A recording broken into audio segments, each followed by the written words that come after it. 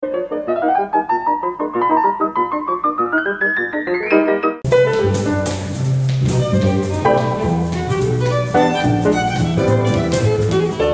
kell senkinek se bemutatni Cifra Györgyöt, úgy gondolom.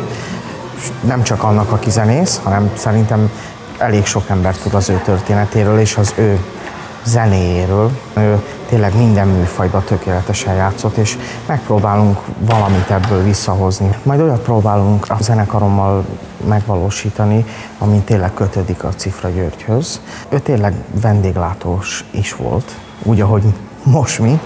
Mi is úgy próbálunk játszani, hogy a klasszikus zenét, a könnyű klasszikusokat, a jazzt és a mai és a régi slágereket is úgy ötvözni, hogy ez tényleg egy minőségi produkció legyen.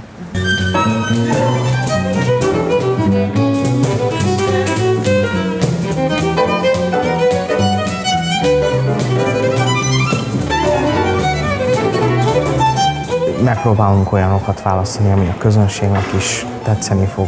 Mi is szeretjük játszani, mert az, ugye az fontos. És ami tényleg fedni fogja azt az eleganciát és mégis szabadságot, ami jellemzi Cifra Györgyöt.